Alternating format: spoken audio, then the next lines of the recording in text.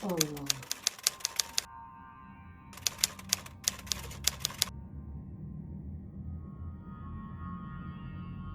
Assalamualaikum warahmatullahi wabarakatuh. Assalamualaikum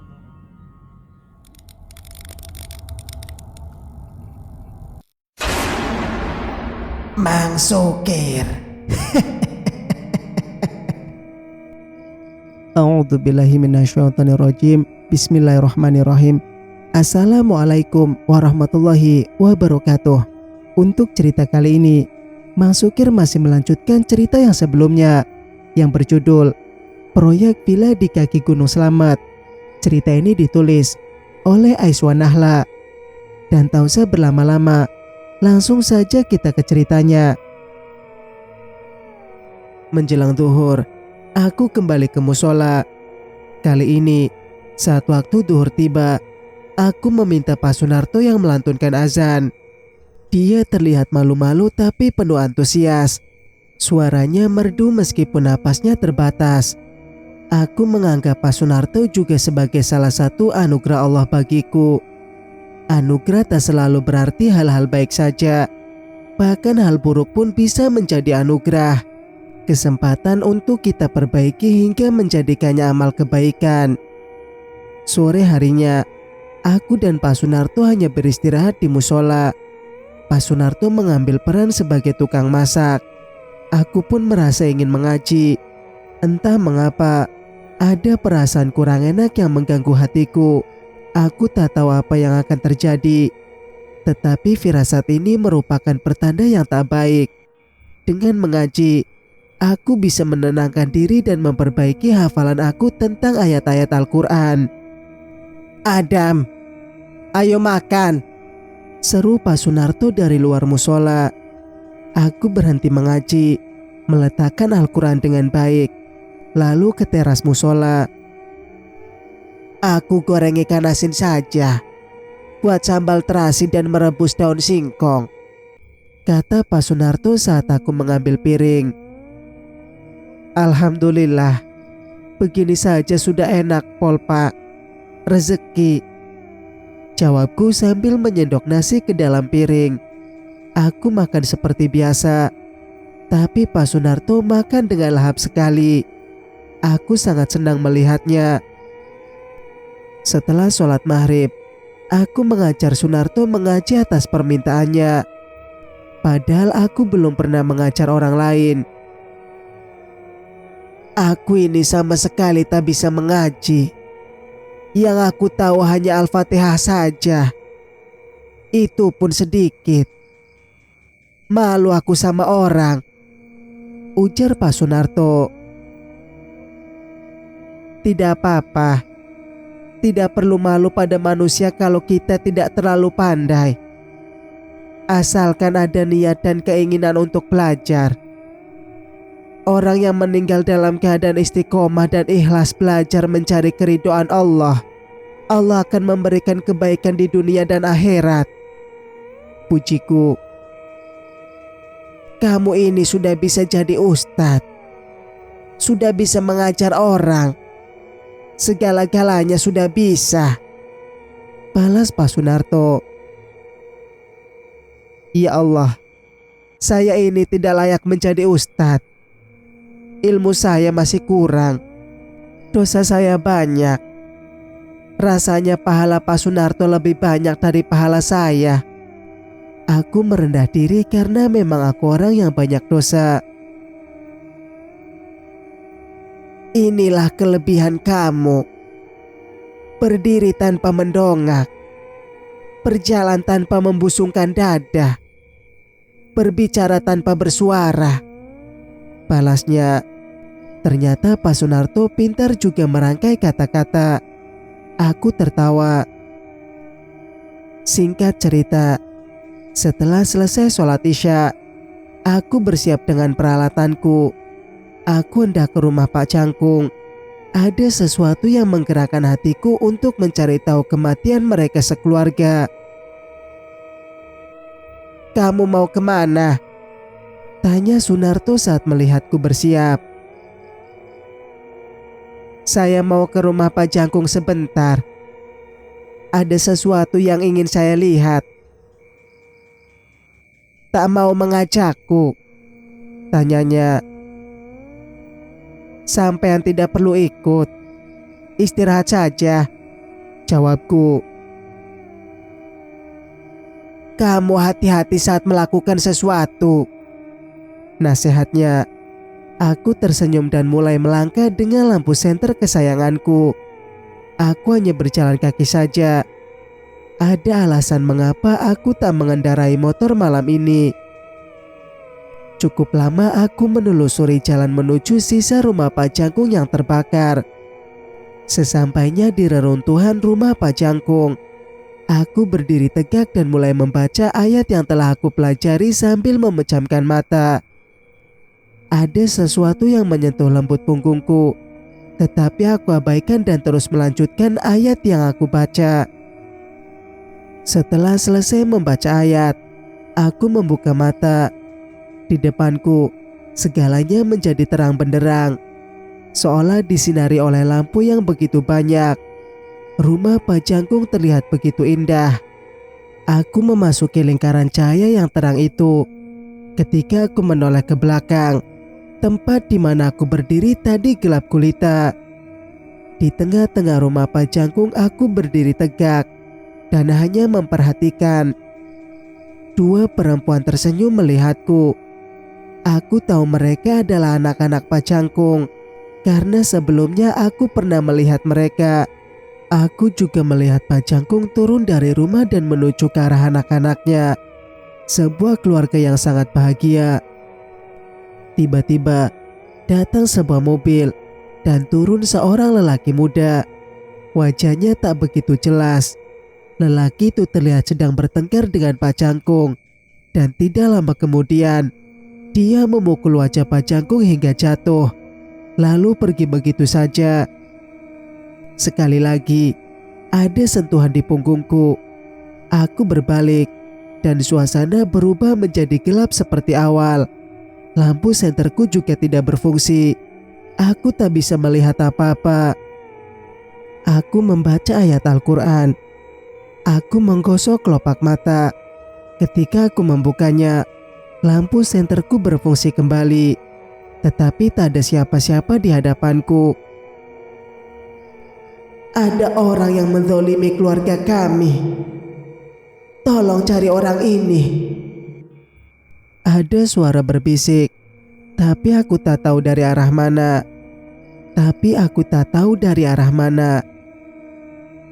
Saya tidak bisa, jawabku sambil mencari arah suara itu. Kami percaya padamu. Kasihanilah kami. Bantulah kami untuk tenang. Bisik suara itu lagi. Aku mengucapkan ayat perlindungan sebanyak 3 kali. Dan pada kali yang ketiga, aku melihat samar bayangan Pak Jangkung dan anak-anaknya. Janjilah kepada kami, kata suara itu lagi. Aku serba salah. Insya Allah, aku akan usahakan, jawabku. Setelah aku menjawab, bayangan mereka hilang dari pandangan dan suara kembali seperti biasa. Sejenak aku melihat sekeliling, kemudian berjalan ke arah pembangunan villa melalui jalan pintas setapak. Aku berjalan melintasi semak-semak setinggi lutut di kanan dan kirinya, kemudian mendaki tanah yang agak tinggi, lalu turun dan terlihatlah area villa. Aku mematikan lampu senterku dan berjalan dengan bantuan cahaya bulan. Tiba-tiba, telingaku berdenging dengan keras dan sangat menyakitkan. Bismillahirrahmanirrahim. Al-ghaibati was samawati wal ard. Allahumma juz alaikal bashar. Aku memfokuskan pandangan dalam cahaya yang samar-samar dan melangkah pelan. Setelah sekitar 10 langkah, aku berhenti. Kemudian, aku membaca ayat kursi dan melanjutkan langkahku kembali. Ada sesuatu yang melintas dengan cepat dari arah depan. Aku segera menghindar dan menoleh. Sebatang kayu tajam tertancap di tanah. Lampu sorot kembali aku nyalakan. Terlihat satu sosok tubuh di depanku. Akhirnya, pucuk dicinta, musuhku muncul. Wajah orang itu mirip lelaki yang menyerang Pak Jangkung. Postur tubuhnya juga mirip dengan seseorang yang mengintai diriku di balik pohon besar tempo hari. Dan bukankah dia anak pemilik villa? "Kita bertemu lagi," ucapnya dengan sombong.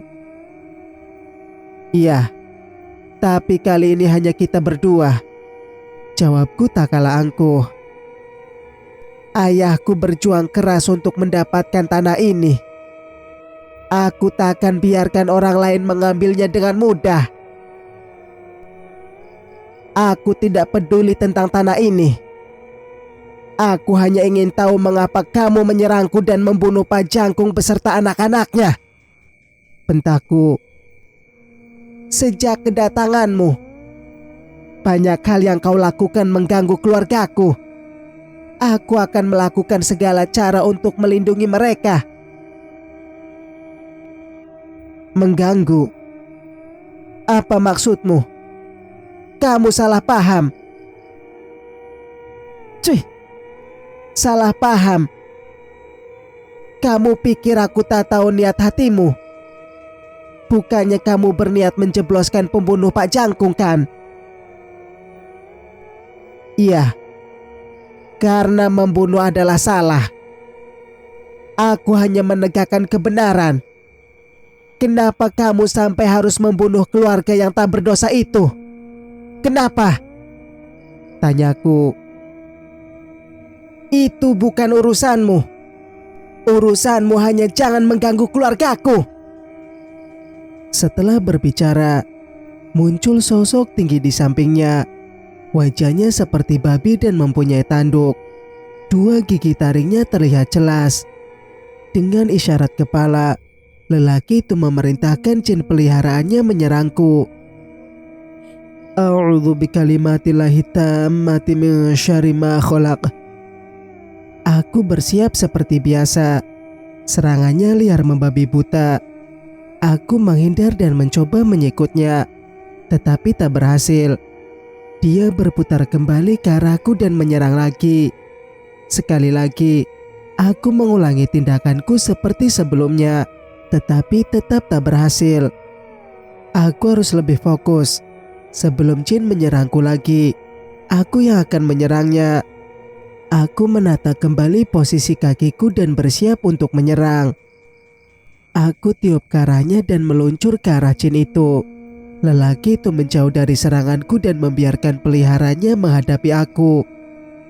Aku berhasil menusuk jari telunjuk dan jari tengah tanganku ke belakang lehernya. Sebelum aku bisa mencucuk dengan kuat, dia melepaskan diri, tetapi aku tak akan memberinya kesempatan. Sekali lagi, aku menyerang, tetapi kali ini dia dan juga anak pemilik villa itu menghilang. Aku berputar-putar. Aku harus berhati-hati. Mereka melihatku, tetapi aku tak melihatnya. Kelebihan sekarang berpihak pada mereka. Aku harus menjaga 2 serangan yang tak terlihat, sementara mereka bisa menyerangku secara bersamaan dan kapan saja. Aku berputar-putar mencari gerak bayangan, tetapi sampai saat ini tak ada pergerakan apapun. Suasana begitu sunyi, tetapi aku yakin mereka melihatku dan sedang menunggu lalaiku. "Di mana setan ini?" bisikku. Aku sangat tidak suka dalam situasi seperti ini. Tiba-tiba, aku merasakan sesuatu bergerak perlahan di belakangku, seperti seekor kucing yang mengintai mangsanya. Aku berpaling ke arah gerakan tersebut. Ternyata jin itu sedang meluncur ke arahku. Aku menahan napas. "Allahu Akbar!" bisikku sambil mengepalkan tangan ketika ia hampir mendekatiku.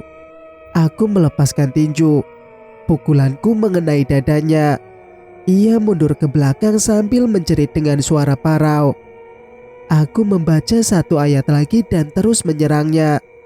Kali ini kakiku menyepak kepalanya. Tubuh jin peliharaan itu terhuyung-huyung dan akhirnya roboh ke tanah.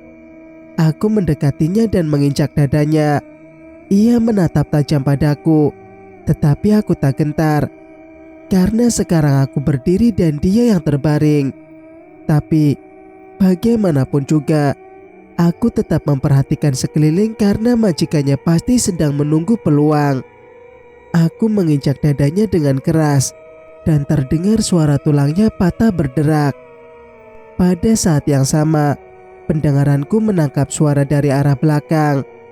Aku menoleh dan melihat majikannya meluncur ke arahku dengan parang di tangannya.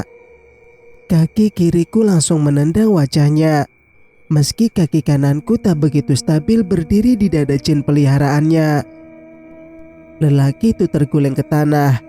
Parangnya terlempar entah kemana. Aku tak melanjutkan seranganku padanya karena aku ingin menyelesaikan tugas terhadap jin laknat ini. Aku membungkukkan badan dan meletakkan lututku di dadanya lalu memberi satu pukulan ke arah wajahnya. Majikannya berhasil bangun dan berusaha menyerangku. Tetapi aku sudah siap. Kali ini, kaki kananku menghujam perutnya sehingga dia sekali lagi terjatuh ke tanah. Aku melihat dia tidak bergerak lagi. Aku meletakkan jari telunjuk dan jari tengah tangan kananku di dahi jin peliharaannya. Aku membaca doa. Aku menekan jari-jariku dengan kuat. Jin itu meronta-ronta, tetapi tidak bisa melepaskan diri. Akhirnya, jin itu tak bergerak lagi. Aku mengarahkan telapak tangan di depan wajahnya namun tanpa menyentuh. Aku menggerakkan tangan itu hingga ke ujung kakinya. Aku membaca lagi satu ayat, dan kali ini sambil menekan dahinya. Jin itu perlahan-lahan menjadi seperti butiran pasir halus, lalu berterbangan dan hilang. Tugasku belum selesai. Aku beralih kepada lelaki yang tidak sadarkan diri itu. Malam ini, aku akan menyelesaikan tugasku pada lelaki ini. Baru saja hendak memegang ubun-ubunnya, tiba-tiba dia membuka mata. Ia menarik tanganku dengan kuat. Tubuhku tersungkur melewati kepalanya. Dengan cepat aku bangkit kembali. Lelaki itu bangun dan berpaling ke arahku sambil membuat kuda-kuda pencak silat. Harimau Satria Kencana. Ini pencak silat yang biasa ku dengar. Tapi, bukankah padepokannya sangat jauh dari sini? Gumamku. Dia masih belum menyerang, tapi seperti sedang memanaskan badan. Aku tidak yakin dari mana dia mendapatkan tenaganya kembali setelah terbaring tak sadarkan diri sejenak tadi. Dia menggeram lalu menyerangku menggunakan beberapa gerakan silat. Tapi aku berhasil mengelak. Wajahnya terlihat angkuh karena kali ini dia tampak cukup hebat. Serangannya membuatku terpaksa mundur sedikit. Lumayan juga silatnya. Gumamku. Ia kembali menyerang. Ada perubahan dalam pergerakannya setelah pertarungan kami sebelumnya. Gerakannya semakin cepat. Zaman sekarang sudah sulit menemukan orang yang masih menggunakan pencak silat dibanding senjata. Sejauh ini, aku hanya mengelak, tetapi tetap berhati-hati. Sudah beberapa kali aku hampir terkena pukulannya, tetapi sampai saat ini, aku masih bisa mengelak dengan baik. Sekali-sekali aku mengelak sambil membalas, namun tak berhasil mengenai sasaranku. Malam ini, aku berhadapan dengan lawan yang tangguh. Selama ini, aku hanya berhadapan dengan benda-benda halus yang tidak memiliki keahlian pencak silat. Dan aku menggunakan ayat-ayat Quran untuk memusnahkannya. Dia masih terus menyerangku tanpa henti, seolah mendapatkan kekuatan baru. Tenaganya juga meningkat, dan dia tampak tak lelah. Hentakan lututnya terasa sangat kuat dan keras saat aku menepis dengan tangan. Nampaknya, kali ini aku tidak bisa meremehkan kehebatannya. Aku harus mengeluarkan segala yang aku miliki. Saatnya mengeluarkan apa yang sudah aku pelajari selama ini. Dia mengayunkan siku ke arah kepalaku. Aku segera menunduk dan menghindari pukulannya. Aku membalas dengan menendang kakinya dari samping. Tapi dia menangkisnya dengan lutut dan mengenai betisku. "Au!" Aku berteriak kesakitan. Aku mundur ke belakang dan mengambil napas. Lalu mengatur posisi tubuhku dan bersiap untuk menyerang lagi. Aku mengeluarkan jurus andalanku dengan menggerakkan tanganku seperti cakar harimau dan menghantam dada lawanku dengan keras. Dia terkejut dan mundur beberapa langkah. Tak mau memberinya kesempatan untuk bernafas. Aku melompat tinggi lalu menendang dadanya. Tendanganku membuat ia terguling. "Sialan!" Dia berteriak. Dia bangkit dan menyerang lagi. Kali ini serangannya menggunakan kaki. Suatu kesalahan besar. Aku menahan tendangan kakinya menggunakan siku kiri.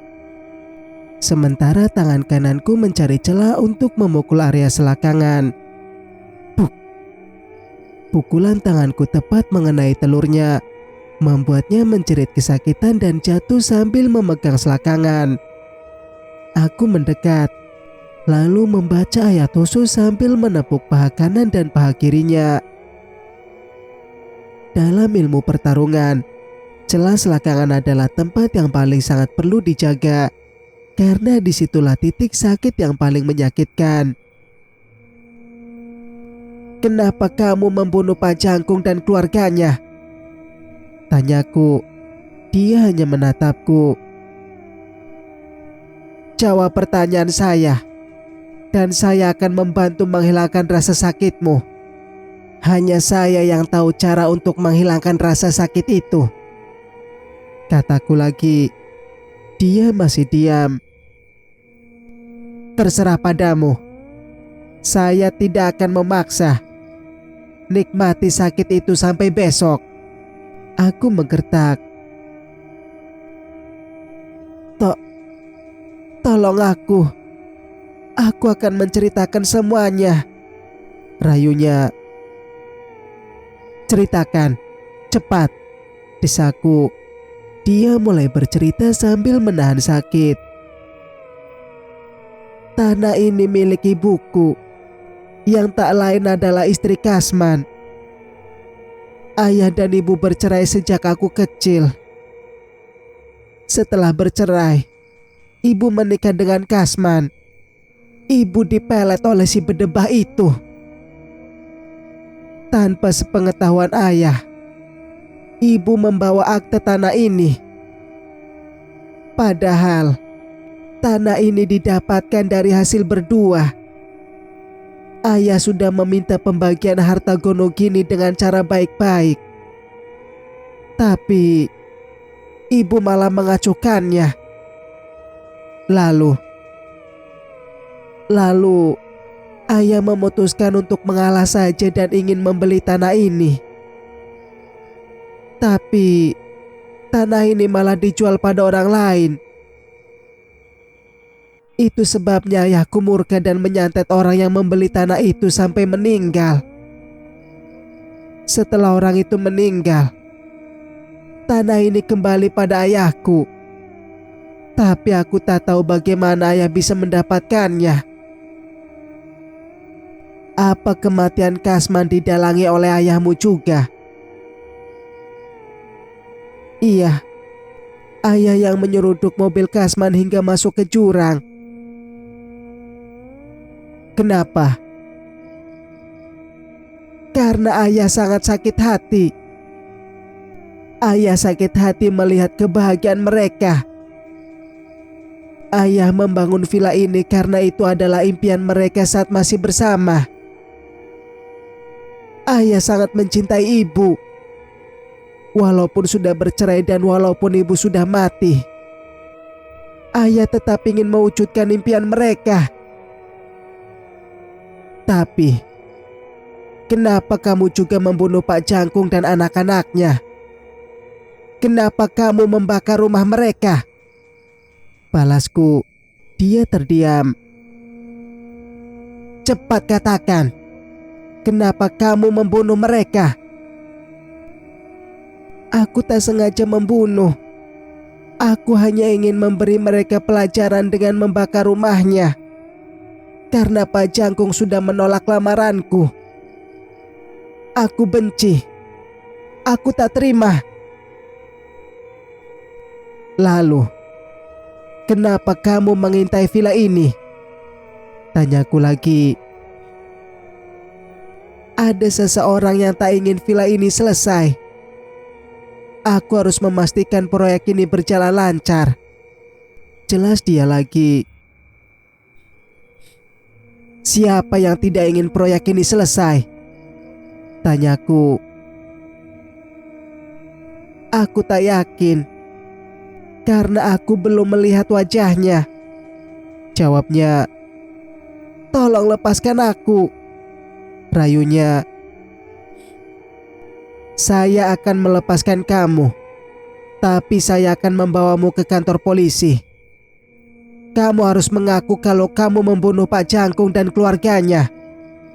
Aku memberikan syarat. Dia mengangguk.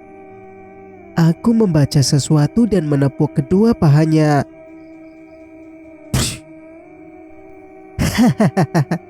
Bodoh. Hei, jangan lari. Aduh. Aku menggosok mata. Dia melemparkan pasir ke wajahku. Beruntung hanya sedikit pasir yang masuk ke mata. Setelah penglihatanku pulih, aku mencoba mengejar lelaki itu. Tetapi dia sudah menghilang. Aku mencarinya hingga sampai bekas rumah Pak Jangkung yang terbakar. Tiba-tiba aku mendengar suara seseorang berteriak. Aku melihat lelaki yang tadi berlawanan denganku sedang berteriak. Aku tidak yakin mengapa dia berteriak. Aku hanya berdiri memperhatikan untuk memahami situasi. Aku tidak mengejar lelaki tersebut karena dia sepertinya sangat ketakutan, seolah-olah melihat hantu. Dia berlari ke sana kemari dan akhirnya menuju hutan, menghilang dari pandanganku. Aku melihat ada sosok yang juga bergerak ke arah hutan. Sosok itu tersenyum melihatku dan kemudian pergi. Aku memutuskan untuk pulang ke musola karena tiba-tiba hatiku tak tenang. Teringat pada Pak Sunarto. Bersambung. Nantikan kelanjutan ceritanya di video berikutnya. Wassalamualaikum warahmatullahi wabarakatuh.